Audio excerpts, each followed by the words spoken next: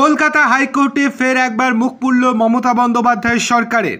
রাজ্যের অবস্থান নিয়ে প্রশ্ন তুলল কলকাতা হাইকোর্ট। একটি মামলার শুনানিতে বিচারপতি অমৃতা সিনহা ম্যাম কড়া ভাষায় প্রশ্ন করেন, রাজ্য কি নারী পুরুষের মধ্যে বিভেদ তৈরি করতে চায়? এরপরেই বড় নির্দেশ দিয়ে দেন তিনি। জানা যাচ্ছে, বক্রেশ্বর তাপবিদ্যুৎ প্রকল্পের জমি অধিগ্রহণ ঘিরে ঘটনার সূত্রপাত। রাজ্য সরকার সেই সময় জমিদাতাদের জন্য বেশ কিছু চাকরি ও পুনর্বাসনের পরিকল্পনা নিয়েছিল।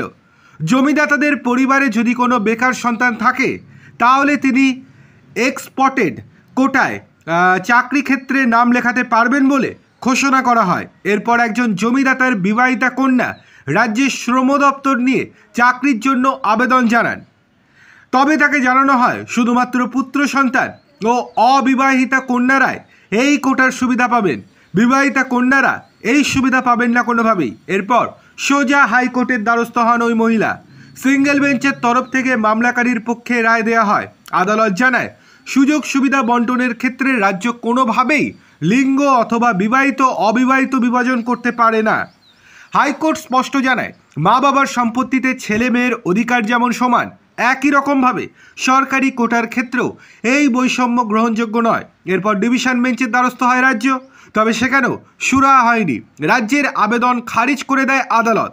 এরপর সিঙ্গেল বেঞ্চের রায় কার্যকর না হওয়ার কারণে আদালত অবমাননার অভিযোগ তুলে ফের মামলা করেন আইনজীবী মামলাকারী। বৃহস্পতিবার সেই মামলার শুনানিতে রাজ্যের অবস্থান নিয়ে প্রশ্ন তোলেন বিচারপতি অমৃতা সিনহা ম্যাম। জিজ্ঞাসা করেন, রাজ্য কি নারী পুরুষের মধ্যে বিভেদ তৈরি করতে চায়? বিবাহিত মেয়েদের কেন অধিকার থেকে বঞ্চিত করা হবে? আদালতের নির্দেশ, সরকারি কোটার অধিকার থেকে একজন জমিদাতার বিবাহিত কন্যাকে কেন বঞ্চিত করা হয়েছে?